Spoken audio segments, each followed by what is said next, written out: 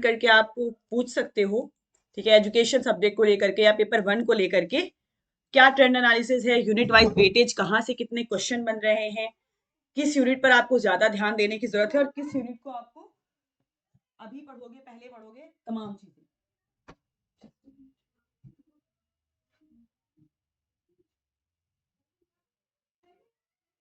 हाँ जी, आ गए हैं? कौन कौन आ गया है क्लास में, एक बार बता दीजिए।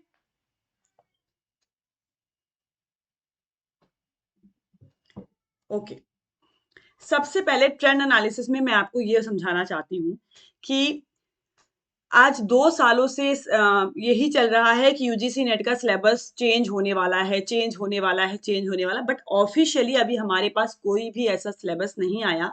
2019 के बाद ये 26 लग गया है, 5 साल हो गए हैं, बट अभी कोई ऐसा सिलेबस नहीं आया जो आपको नया फॉर्मेट पे दिखता हो। लेकिन पैटर्न में जरूर चेंजेस देखने को मिला है, क्वेश्चन के लेवल में जरूर चेंजेस देखने को मिला है। जो चीजें सिलेबस में नहीं मेंशन है, इंडिकेट की जा रही हैं कि ये आपके सिलेबस में मेंशन हो सकती हैं, पूछी जा सकती हैं। एनईपी 2020 से पूछा जा रहा है, सिलेबस में कहीं नहीं लिखा है, लेकिन वो रिलेवेंट है तो वो पूछा जा रहा है। इस तरह से पेपर 2 के साथ भी एक्सपेरिमेंट कर रहे हैं। मूवीज का क्वेश्चन, कम्युनिकेशन का क्वेश्चन, कम्युनिकेशन की जब आप यूनिट पढ़ोगे पेपर 2 पेपर 1 में, तो कहीं भी ऐसा कुछ मास कम्युनिकेशन केवल लिखा हुआ है और कुछ स्पेसिफिकली लिखा नहीं है सीरीज वगैरह को लेकर के। तो आप क्या इस चीज से अंदाजा लगाते हैं? ये केवल इंडिकेशन है कि आने वाले टाइम पे आपका जब सिलेबस चेंज हो जाएगा, अभी मैं कुछ नहीं कह रही हूँ कि सिलेबस चेंज होने वाला है या नहीं होने वाला है, जब वैसे तो 3 साल में हो जाना चाहिए, जब चेंज हो जाएगा तो ये सारी चीजें उसमें एडेड रहेंगी। जब एनईपी 1986 हो सकती है आपके सिलेबस में, तो 2020 भी रहेगी, मान के चलो। एआई भी रहेगा, आर्टिफिशियल इंटेलिजेंस भी रहेगा, तमाम चीजें। तो आपके पास टोटल 10 यूनिट्स हैं। 10 यूनिट्स को कैसे आप पढ़ोगे, कहाँ से क्वेश्चन पूछे जा रहे हैं? देखिए, मैं यहाँ पर कुछ एक्सपेरिमेंट करके लेके आई हूँ आपके लिए, थोड़ा सा समझो और देखने की कोशिश करो 2019, 20 और 21 में किस तरह के क्वेश्चन, किस यूनिट से क्वेश्चन पूछे जा सकते थे, पूछे जा रहे थे, और अभी कहाँ से पूछे जा रहे हैं, इसको थोड़ा सा समझिए। राइट, ज्वाइन कर लो एक बार। तो देखो, यहाँ पर 2019 से जब से आपका सिलेबस चेंज हुआ, तो ये क्वेश्चन में किस यूनिट का वेटेज सबसे ज्यादा रहा, मैंने पूरी यूनिट का एनालिसिस किया, तो उसमें मुझे देखने को जो मिला है, यूनिट 1 एजुकेशनल स्टडीज। 19 में भी इससे क्वेश्चन काफी आए थे, 21 में भी काफी आए थे, 22 में भी, 23 में भी, 24 में भी और 25 में भी एजुकेशनल स्टडीज के क्वेश्चन आए हैं। ठीक है, अब देखिए यहाँ पर आप देखोगे किसी में 14 प्लस क्वेश्चन है, किसी में 20 प्लस क्वेश्चन है, किसी में 18 क्वेश्चन है, किसी में 13 क्वेश्चन है। यूनिट 1 एजुकेशनल स्टडीज सबसे ज्यादा पूछी जाने वाली यूनिट रही है, इवन रिसर्च से भी ज्यादा। क्यों? क्योंकि यहाँ पर ना 2-3 बार से ऐसा हुआ कि 2023 में भी, 24 में भी और शायद 25 में भी एक शिफ्ट में एजुकेशनल स्टडीज से, फिलोसफी से पैसेज पूछा गया। अब जब पैसेज उस यूनिट से आ जाएगा तो 10 क्वेश्चन तो सीधे सीधे वहीं से हो गए। ठीक है, तो ये 10 क्वेश्चन भी आपके यूनिट 1 से रिलेटेड थे, पैसेज के भी, और 13-14 question Indian philosophy, western philosophy, thinkers के क्वेश्चन, सिंबॉलिक इंटरेक्शन, सोशियोलॉजी वाला पोर्शन, इसको मिला जुला करके टोटल 14 प्लस क्वेश्चन 2-3 बार के कंपैरिजन में हम देखें तो पूछा गया है। तो सबसे ज्यादा वेटेज वाली यूनिट कौन सी थी? यूनिट 1। लेकिन अब मैं क्या कहती हूं कि इस टाइम पर 24, 25, 26 ये जो ट्रेंड चल रहा है, ट्रेंड एनालिसिस कर रहे हैं, तो सबसे ज्यादा वेटेज वाली जो यूनिट होगी मेरे अकॉर्डिंग, वो यूनिट 2 होगी। यूनिट 2 है, स्पेशली यूनिट 2 है और यूनिट 4 है। पता नहीं क्यों इनको इतना ज्यादा ये पसंद आ रहा है। ठीक है, एक तो history, politics and economics of education, यहां से क्वेश्चन क्यों, हम लोगों को लगता क्यों है कि यहां से क्वेश्चन ज्यादा पूछे जा रहे हैं? क्योंकि history, politics and economics of education में भी कमीशन कमिटीज की क्रोनोलॉजी, कमीशन कमिटीज तमाम मेंशन्ड है, और टीचर एजुकेशन भी मेंशन्ड है। तो एक तैयारी आप करते हो, यानी अगर आप मान लीजिए इंडियन एजुकेशन कमीशन से स्टार्ट करते हो, राधा कृष्ण कमीशन से स्टार्ट करते हो और लास्ट 2020 तक पढ़ते हैं, तो वो तैयार करोगे तो वो यूनिट 4 में भी काम आएगा, यूनिट 10 में भी काम आएगा। इस तरह से हर यूनिट में वो चीज काम आएगी। इसलिए आपको लगता है कि यहाँ के क्वेश्चन ज्यादा पूछे जा रहे हैं। इसीलिए मैं पहले से आपको होती कमीशन कमेटीज ऐसे प्रिपेयर कर लीजिए कि वो आपके टिप पर रहे। बहुत टेढ़ा क्वेश्चन पूछ लेते एकदम, आप समझिए वो आउट ऑफ द बॉक्स ही बोलेंगे उसको, आप पढ़ने के बाद भी क्वेश्चन नहीं बना पा रहे उसको कोई मतलब नहीं है। इसीलिए इसकी डीप कंसेप्चुअल क्लैरिटी चाहिए। अगर आपने, मैं हमेशा नोट्स जो देती हूँ आपको कमीशन कमिटीज की, ऑथेंटिक कमीशन कमिटीज की नोट्स प्रोवाइड करती हूँ, जो उन्होंने बोला है एज इट इज, कितने चैप्टर्स हैं, कितनी रिकमेंडेशंस हैं, क्या क्या कहा है, इतना पढ़ लो, कुछ भी आएगा तो आप रिलेट तो कर पाओगे ना। अभी तो बच्चे कंफ्यूज होते हैं कि मैम क्या डिफरेंस है रिव्यू कमेटी में, एनपी 1986 में और 1990 वाली कमीशन कमेटीज में, यही डिफरेंस नहीं पता है। तो अंदर की चीजें तो भूल जाओ, काम यहीं पर करना पड़ेगा। यही चीज पकड़नी है ट्रेंड एनालिसिस में कि एक यूनिट का वेटेज कैसे बढ़ जाएगा। कमीशन कमेटीज पढ़ोगे, टीचर एजुकेशन में हेल्प करेगा, यूनिट 5 में हेल्प करेगा, यूनिट 10 में हेल्प करेगा। इसीलिए आपको यहाँ ये क्वेश्चन ज्यादा देखने को मिलते हैं।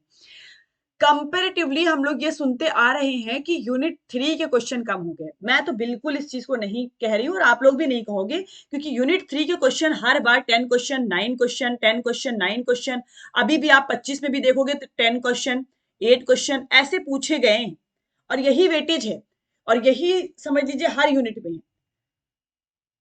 उसके बाद आप देखेंगे पेडागोजी एंड्रोगोजी के question 8 question 7 question 6 question 10 question ऐसे पूछे जाते हैं। डिफरेंस देखने को मिलता है। अब आप इसमें इसको कंपैरेटिवली कम वेटेज दे सकते हो, लेकिन आएगा हर यूनिट से। कभी भी आप देखेंगे इस स्लाइड में भी, और मैं भी आपको बता रही हूं, ऐसा नहीं हुआ है कि किसी भी एक यूनिट से 2-3 क्वेश्चन पूछ लिया गया हो और किसी यूनिट से 20 क्वेश्चन, ऐसा नहीं होता है। केवल एक बार ऐसा हुआ था, जब जून 2023 में, यस, जून 2023 में जो आपका पेपर हुआ था, उसमें केवल यूनिट 10 के क्वेश्चन बहुत ज्यादा पूछ लिए गए थे। आप समझिए 40 क्वेश्चन के अराउंड यूनिट 10 के क्वेश्चन थे। तो वो एकदम अलग चीज पूछी गई थी, इंक्लूसिव एजुकेशन। हाँ, हो सकता है प्रिया, आप ले सकते हो कोर्स, आप आ सकते हो हमारे साथ। कोर्स के लिए आपके स्क्रीन पर जो नंबर आ रहा है ना, उस पर आप कॉल करेंगे, सारी गाइडेंस आपको मिल जाएगी। गोल्ड का ऑप्शन, सारी चीजें आपको अवेलेबल हैं। अभी हमारी क्लासेस स्टार्ट हो गई हैं, लाइव रात में होती है क्लास, तो इजीली आप कर सकोगे। और हाँ, डेली क्लासेस होती हैं, लाइव क्लासेस होती हैं, ये चीज मैं आपको पहले ही क्लियर कर दूं। बहुत सारे बच्चों को लगता होगा ना कि किस तरह की क्लासेस होती होंगी। ये जो आपको स्लाइड में दिख रहा है ना, ये सब कुछ हम लोग प्रोवाइड करेंगे। बैचेस स्टार्ट हो गए हैं, पेपर 1 के भी, पेपर 2 के भी। लेकिन केवल पेपर 2 नहीं और केवल पेपर 1 नहीं, तैयारी करेंगे तो दोनों पेपर को साथ लेकर के चलेंगे, डे 1 से। और प्रिपरेशन स्ट्रेटेजी में भी अपने रखना, हम बिना पेपर 1 के जीआरएफ नहीं निकाल सकते, बिना पेपर 2 के प्रिपरेशन के हमारे स्कोर खड़े नहीं हो सकते। तो दोनों एक दूसरे से रिलेटेड है। तैयारी ऐसी होनी चाहिए, दोनों पेपर आप कवर करो। ठीक है, तो ये स्टडी प्लान आपको मिल जाता है। लाइव वीडियो कोर्स मिलेगा जिसमें आप अपने डाउट्स भी रख सकते हो। 1-on-1 काउंसलिंग मिल सकता है, हर वक्त मैं अवेलेबल रहती हूँ आपके ग्रुप पर। आप कभी भी कोई भी डाउट पूछ सकते हो। आपका एक पर्सनल ग्रुप बन जाता है जिससे आप अपने डाउट्स रख सकते हो, सारी इंफॉर्मेशन उस पर मिलती है। एक बार टीम से बात करना पड़ेगा इसके लिए। ठीक है, वैलिडिटी आपकी 1 ईयर की होने वाली है। एक बार कोर्स लेने के बाद आप टेंशन फ्री हो जाओ, 2 अटेम्प्ट दो, लाइव कोर्सेज करो, सारी चीजें आपके हाथ में। ठीक है, तो यूनिट वाइज वेटेज में मैं आपको यही बता रही हूँ कि इस टाइम पर आप समझिए, एजुकेशनल स्टडीज बहुत इंपॉर्टेंट है, हिस्ट्री पॉलिटिक्स इकोनॉमिक्स बहुत इंपॉर्टेंट है, लर्नर लर्निंग प्रोसेस से भी 8 से 10 सवाल आ रहे हैं, टीचर एजुकेशन तो पूछिए ही मत, वेरी इंपॉर्टेंट। क्यों इंपॉर्टेंट? क्योंकि ये कई यूनिट के साथ मर्ज करके क्वेश्चन पूछते हैं। करिकुलर स्टडीज और उसके research in education, yes, very important. 8 to 9 question ना करते करते आ जाता है। हमको रिसर्च इन एजुकेशन जो यूनिट है, क्यों लगने लगा है कि यहाँ से क्वेश्चन कम हो गए? क्योंकि इन्होंने ना स्टैटिस्टिकल पोर्शन खत्म कर दिया है। यूजीसी नेट में जो सबसे टफ पोर्शन था स्टैटिस्टिकल, 1-2 बार पूछ लेते हैं, 1 क्वेश्चन 2 क्वेश्चन, लेकिन पहले क्या होता था, 18 19 20 का पेपर आप देखेंगे, 4 से 5 क्वेश्चन टफ वाले आपके पूछे जाते थे रिसर्च से। इसलिए रिसर्च के क्वेश्चन ज्यादा हो जाते थे, 4-5 क्वेश्चन स्टैटिक्स के, 4-5 क्वेश्चन आपके क्वालिटेटिव रिसर्च, क्वांटिटेटिव रिसर्च और टाइप्स ऑफ रिसर्च के, फिर वेरिएबल्स, हाइपोथेसिस, सैम्पलिंग के क्वेश्चन। तो इस तरह करते करते 15 क्वेश्चन तक आपके रिसर्च के पूछे जाते थे। अभी इन्होंने स्टैटिस्टिकल पोर्शन हटा दिया है, केवल 10 क्वेश्चन मान के चलिए आपके रिसर्च से आते हैं। पेडागोजी एंड्रोगोजी 7 क्वेश्चन आपके आ जाएंगे। ठीक है, टेक्नोलॉजी इन फॉर एजुकेशन बहुत स्कोरिंग यूनिट है। ये सारी जितनी 7-8 क्वेश्चन जहां वाले हैं, बहुत स्कोरिंग है, पूरे क्वेश्चन सही कर सकते हो। गलत होगा लर्निंग प्रोसेस से, गलत होगा आपका ये हिस्ट्री पॉलिटिक्स से, हिस्ट्री वाला जो पोर्शन है, लेकिन आप सही यहां से जरूर कर लेंगे। मैनेजमेंट की यूनिट वेरी इंपॉर्टेंट, 23 में तो इससे भर के क्वेश्चन आए थे, 20-20 क्वेश्चन पूछे गया था एक एक शिफ्ट में, 2023 में जब 2 शिफ्ट में एग्जाम हुआ था। ठीक है, तो ये भी बहुत इंपॉर्टेंट। और इंक्लूसिव एजुकेशन, यूनिट 1 के बाद अगर मैं आपको बताऊं टीचर एजुकेशन और फिर इंक्लूसिव एजुकेशन, ये 3 यूनिट इस टाइम पर बहुत ज्यादा ट्रेंड एनालिसिस में सबसे टॉप पर है। अगर आप इनका देखोगे वेटेज, तो सबसे ज्यादा वेटेज इन 3 यूनिट्स का है। पूछेंगे आपसे 8-9 सवाल हर यूनिट से, लेकिन 10-11-12 वाली रेंज में यही यूनिट्स आती है। पूरा आप एनालिसिस में समझ सकते हो। क्या आप लोग भी रिलेट कर पा रहे हैं? Ma'am, I am MSc computer science student, I have wasted my last 4 years in learning bubble and now I am confused and depressed that I am not eligible for anything. MSc computer science आपका है तो इसमें आप net JRF का paper तो दे सकते हैं ना। अगर आपका 55% है मास्टर्स के कोर्स में, तो बेसिकली आप दे सकते हो ना इस एग्जाम को। उसके लिए प्रिपरेशन करनी पड़ेगी पेपर 1 पेपर 2 की। कंप्यूटर साइंस तो हमारी अदिति मैम पढ़ाती हैं, और पेपर 1 सारे एजुकेटर्स मिलके पढ़ाते हैं। एक्सपर्ट्स यूनिट्स आपको कवर करा, पेपर 2 एजुकेशन मैं पढ़ाती हूँ। Education is my subject. अब आपको मैंने बता दिया, वेटेज समझा दिया, काम क्या करना है। सिलेबस को समझ लीजिए, एग्जाम पैटर्न को समझ लीजिए, स्ट्रॉन्ग फाउंडेशन बनाना शुरू करो। फाउंडेशन कैसे बनेगी? अगर आप कोर्स में पढ़ना चाहते हैं तब तो आपको 50% काम सिर्फ पढ़ना पढ़ना वाला है।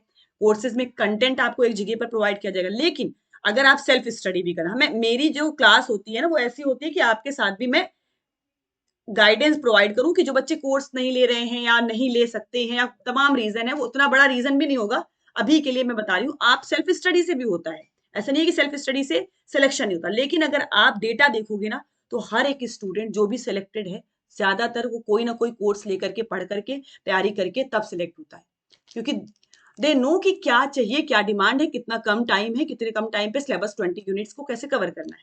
इसलिए तो सेल्फ स्टडी में आपको करना क्या है, स्ट्रॉन्ग फाउंडेशन बनानी है। और इसके लिए आप डे 1 से टॉपिक उठाइए, कोई भी टॉपिक उठाइए। जैसे आपने मान लीजिए यूनिट 2 से पढ़ना है हिस्ट्री पॉलिटिक्स से फॉर एग्जाम्पल, तो हिस्ट्री पॉलिटिक्स में कहां से चलोगे बच्चों? सबसे पहले आपको चलना होगा राधा कृष्ण कमीशन 1948। कोई भी आपके पास बुक होगी history politics and economics of education की, या आपने मास्टर्स में कोई हिस्ट्री की बुक तो पढ़ी होगी, यूजी में भी पढ़ी होगी। अगर अंडर ग्रेजुएट में आपका सब्जेक्ट एजुकेशन था तो एक बुक आती है हिस्ट्री पॉलिटिक्स, भारतीय शिक्षा का इतिहास विकास एवं समस्याएं, ये इंग्लिश में भी आती है। तो ये बुक आप देख सकते हैं। एजुकेशन की हिस्ट्री की कोई बुक देख लीजिएगा, यहां से आपकी एक स्ट्रॉन्ग फाउंडेशन डेवलप होगी इस पूरे पूरे हिस्ट्री को लेकर के, कि राधा कृष्ण कमीशन ने क्या कहा था, उसके बाद मुदालियर कमीशन ने क्या कहा था। ऑथेंटिक नोट्स पढ़िए। मैं जो नोट्स प्रोवाइड करी मैंने वहीं से नोट्स उठाए हैं, मैंने वहीं से नोट्स बनाए हैं, आप भी वहीं से पढ़िए। आपको मैं बता दे रही हूँ सोर्सेस, ठीक है? तो आप जब ऑथेंटिक बुक उठाओगे, जो रेफरेंस बुक है उसको उठाओगे और उसको शॉर्ट नोट्स बनाना शुरू करो। रीडिंग करिए, शॉर्ट नोट्स बनाइए, पढ़िए, उसके बाद शॉर्ट नोट्स बनाइए। डे बाय डे एक टॉपिक, 2 टॉपिक, 3 टॉपिक, जितना आप धीरे धीरे उसका डेंसिटी आप बढ़ाते जाइए कि आपके टॉपिक ज्यादा होते जाए। एक टॉपिक करेंगे तो इतने ज्यादा है।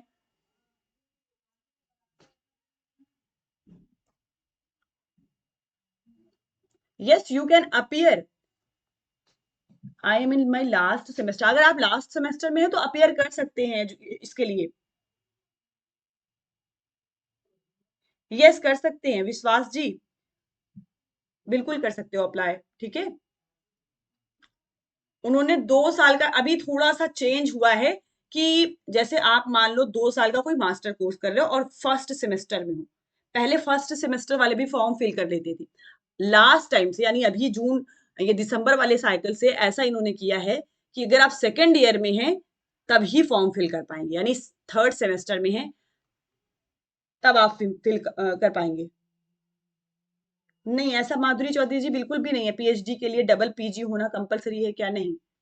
एजुकेशन में आप आएंगी, एजुकेशन के बच्चों के लिए ये चीज है कि आपका जब अपॉइंटमेंट होगा कहीं, तो कुछ कुछ स्पेसिफिक एरिया में पीजी डबल पीजी मांगते हैं। जैसे आपका एजुकेशन से ही पीजी है या दूसरे सब्जेक्ट सोशल साइंस में भी एक पीजी होना चाहिए, मास्टर्स होना चाहिए, तो एजुकेशन वालों के लिए है अपॉइंटमेंट के टाइम। ये आप दे सकते हो नेट जेआरएफ, तो आप बीएड किया, एमएड किया और एमएड के लास्ट सेमेस्टर में है तो आप दे सकते हैं।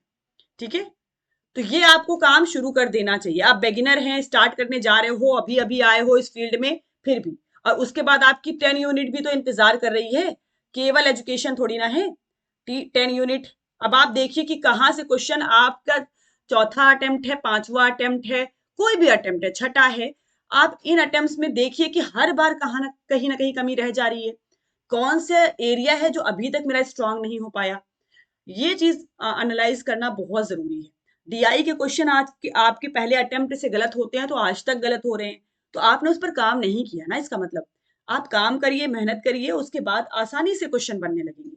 आईसीटी को पढ़ो खूब अच्छे से, 4-5 सवाल आते हैं तो अच्छे से इसको कवर कर लो। टीचिंग एप्टीट्यूड के क्वेश्चन मत गलत करो, रिसर्च एप्टीट्यूड अपने हाथ में रखो, कम्युनिकेशन के question out of the box हैं तो खूब प्रैक्टिस करिए। बॉक्स लगता भी है कि कभी नहीं सही होगा, लेकिन आप प्रैक्टिस करेंगे तो ऊपर वाला भी आपके साथ रहेगा।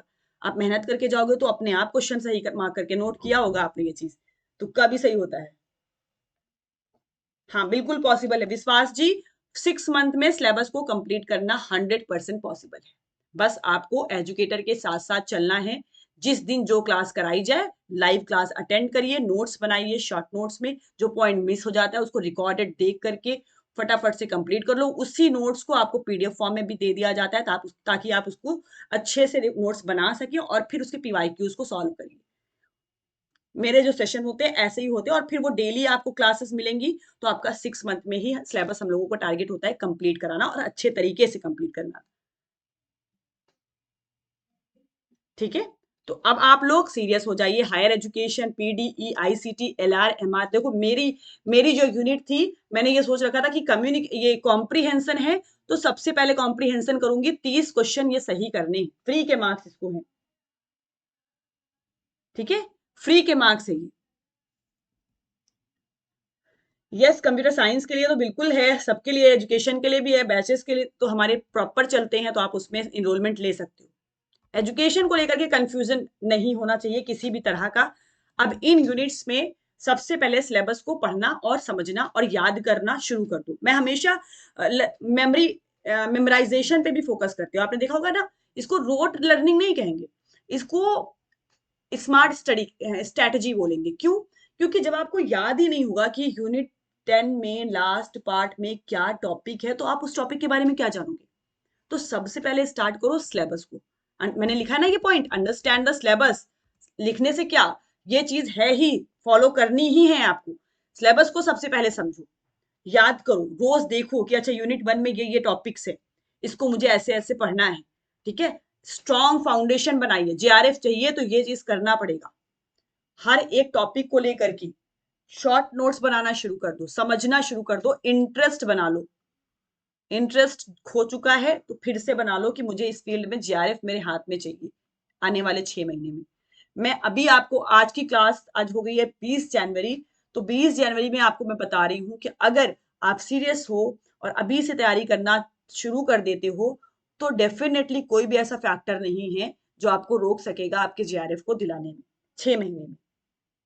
लेकिन हार्डकोर मेहनत चाहिए, बहुत कुछ देना पड़ेगा, बहुत कंसिस्टेंट रहना पड़ेगा, और पेपर 1 पेपर 2 को बैलेंस करके पढ़ना पड़ेगा। हर एरिया में बच्चा स्ट्रांग हो ये जरूरी तो नहीं है, लेकिन हर एरिया पर ट्रेनिंग के बेसिस पे, प्रैक्टिस के बेसिस पे, सेल्फ स्टडी के बेसिस पे, कुछ एक्सपर्ट्स की गाइडेंस के बेसिस पे आप अच्छा कर सकते हो, ये बिल्कुल पॉसिबल है। समझ पा रहे हैं मेरी बात? तो आप लोगों को समझाने का मेरा मकसद केवल और केवल ये है कि आप सीरियस हो जाइए। ठीक है, बहुत सारे बच्चों ने पढ़ना शुरू कर दिया है, सीरियस हो गए हैं, टॉपिक वाइज नोट्स बनाने शुरू कर दिए, जो मैं हमेशा बोलती हूँ अपने लर्नर्स को। तो बी कंसिस्टेंट, एटलीस्ट जितना कहा जा रहा है उसको फॉलो कर लो। और आप लोग भी समझते होंगे ना कि मैम जो बोल रही हैं वो वाकई जरूरी चीजों में से है ना। अभी हो सकता है आपका मन ना लग रहा हो, अभी हो सकता है कि आप रिजल्ट के इंतजार में हो, अभी हो सकता है कि आपको पता है कि मेरा नहीं हो पाएगा सिलेक्शन, फिर भी आप रिजल्ट का वेट कर रहे हैं। तो इन सारी चीजों पर कंट्रोल करिए और पढ़ना शुरू करिए।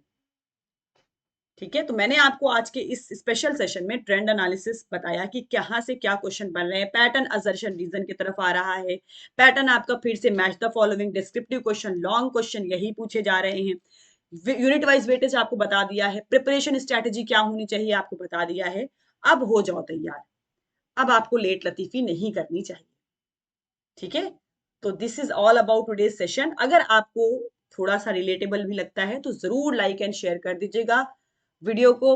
और यस, क्लासेस हमारी यूट्यूब पर भी होगी एजुकेशन की। आपको उसकी टाइमिंग मैं आपको बता दूं, 2 बजे दिन में जब क्लासेस स्टार्ट हो जाएंगी तो 2 बजे आप ज्वाइन कर लेना। फ्री का वो बैच रहा है, बैच क्या, उस पे हम लोग कुछ कुछ चीजें लेकर आएंगे। अभी क्वेश्चन कैसे पूछे गए थे, उसको कैसे सॉल्व करना है, कैसे समझना था, पूरा एकदम यूनिट वाइज एनालिसिस करेंगे, पढ़ेंगे, समझेंगे। तो उसको भी, उसके लिए भी आप सब्सक्राइब कर लीजिए। यस, और मेरा चैनल जो है यूजीसी नेट एजुकेशन, उसको भी जरूर सब्सक्राइब कर लीजिएगा, वो एजुकेशन को ही डेडिकेटेड है। यूजीसी नेट एजुकेशन चैनल को सर्च करिएगा आराम से, इस पर डिस्क्रिप्शन बॉक्स में भी आपको लिंक मिल जाएगी। हाँ, उस चैनल को सब्सक्राइब करना। और भी कोई डाउट होता है तो जरूर पूछिएगा। स्टार्ट कर दो बच्चों, स्टार्ट कर दो, तैयार हो जाओ, आगाज कर दीजिए, अंजाम तक पहुंचा दिया जाएगा। ठीक है, और नहीं कर पा रहे हो तो आ जाओ हमारे एप्लीकेशन पर, आ जाइए, एप्लीकेशन डाउनलोड कर लीजिए, अपने आप सारी चीजें हो जाएंगी। चलिए, थैंक यू सो मच, मिलते हैं अपने कल के सेशन में। Thank you.